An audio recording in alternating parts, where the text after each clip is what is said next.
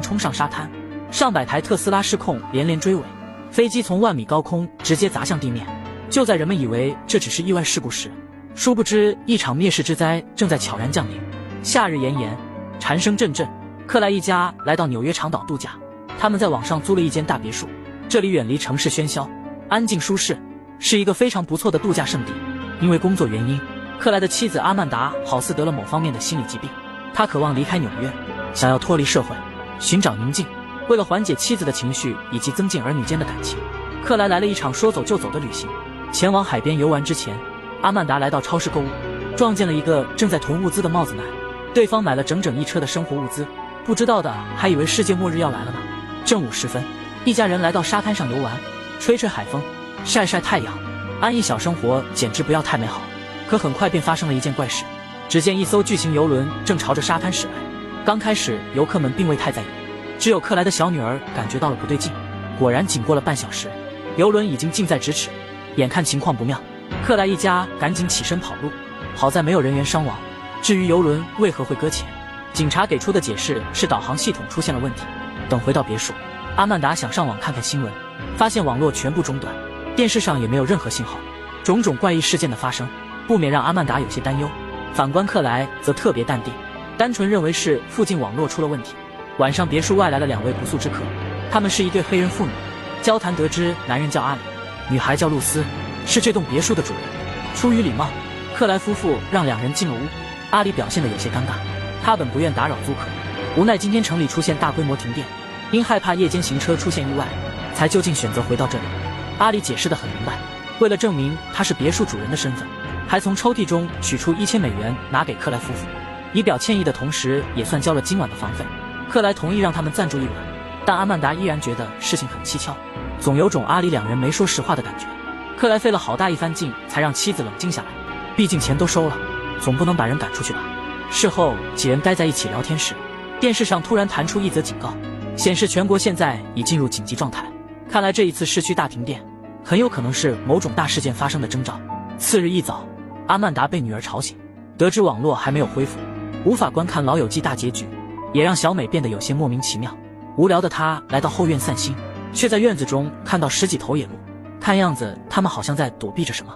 为了搞清楚外界情况，克莱决定去镇上买份报纸。半路他遇见一个女人，对方的情绪非常激动。克莱本想询问下消息，但因为语言不通，他也没敢让女人上车。这时一架无人机从远处飞来，上面还喷洒下什么东西，吓得克莱狂踩油门火速离开，可惜还是晚了一步。与此同时，阿里夫妇相继醒来，阿曼达将早上发生的事告诉了2人。原来就在几个小时前，阿曼达的手机收到了几条信息。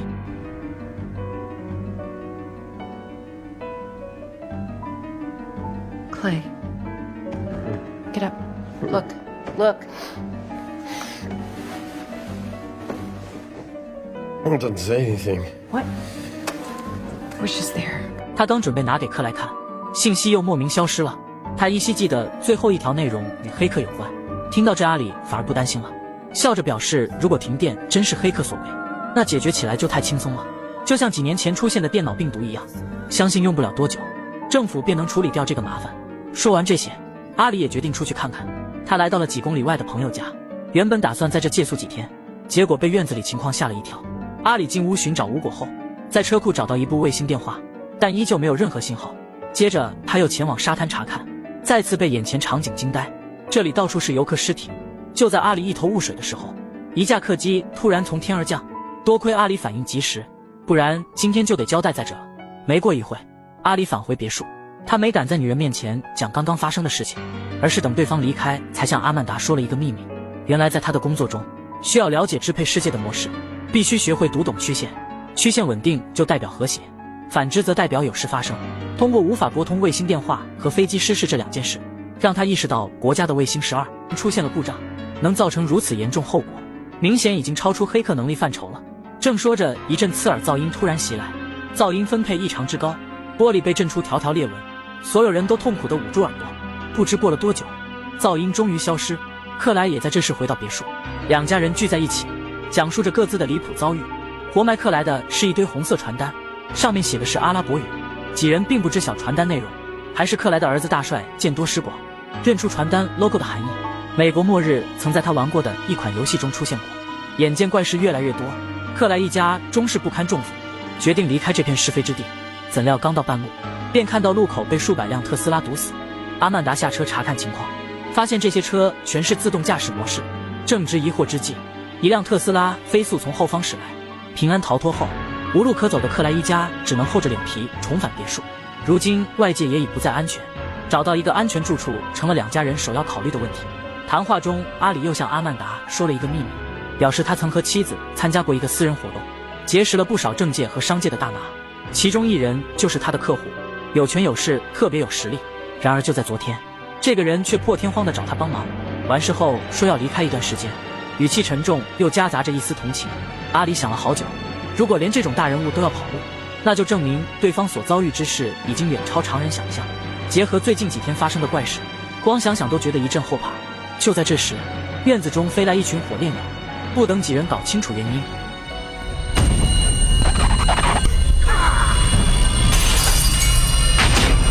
这一次的噪音更加强烈，万幸没有持续太长时间，掰就能掰下来。此事让两家人惊慌不已。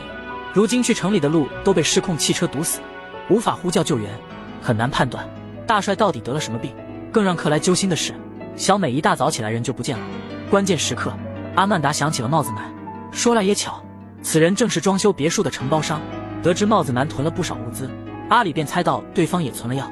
两家人立即兵分两路，阿曼达和露丝去找小美，阿里和克莱则带着大帅去求药。森林里，阿曼达两人一路来到林中小屋。小美和大帅之前曾来过这里，女儿的离奇失踪让阿曼达直接破了防，不断哭诉着近些天苦逼生活。露丝的内心也不好受，因为她的母亲同样杳无音讯。两人谈话五钻解说网间，屋外传来一阵脚步声。露丝壮着胆子出去查看，却看到一大群野鹿包围了小屋，她被吓得不敢动弹。危急关头，还是阿曼达出手，像个疯子一样乱吼乱叫，这才赶走了野鹿群。与此同时，阿里三人也抵达了目的地，然而迎接他们的却是承包商的猎枪。显然外界一定是发生了什么，才会让承包商如此警惕。时间紧迫，克莱说明了来意。得知事情来龙去脉，承包商表示大帅掉牙齿与一种微波武器有关，这玩意可以通过声音产生辐射。前阵子古巴就发生过类似案例。除此之外，他还知道不少消息。简约而言，第三次世界大战可能就快爆发了，今后的生活还不知道会变成啥样，所以承包商表示不会帮忙，嫌对方好赖话都不听。阿里便拿出手枪准备硬抢，克莱及时拦在两人之间，一个父亲的口吻再次诚恳请求承包商帮忙。短短1天时间，他的女儿不知所踪，儿子又患了重病，但凡有一点办法，他也不会来劳烦对方。一番真情流露，心软的承包商最终给了三人一瓶抗辐射药物。临走时，承包商又说了一句：如今美国树立的敌人太多，战争一旦爆发，率先遭殃的必然就是他们。听完这些，阿里突然猜想到什么，最近怪事频频发生，说明战争已经开始了。他曾了解过一些军事机密信息，其中有一个简单的3阶段策略，足以从内部推翻一个国家。第一阶段隔绝，切断目标的所有通讯和交通，直接让目标进入瘫痪状态。第二阶段，同步混乱，用秘密武器和错误信息恐吓他们，主要用意就是压垮目标的防御能力。没有明确的敌人或动机，人们就会听信谣言，自相残杀。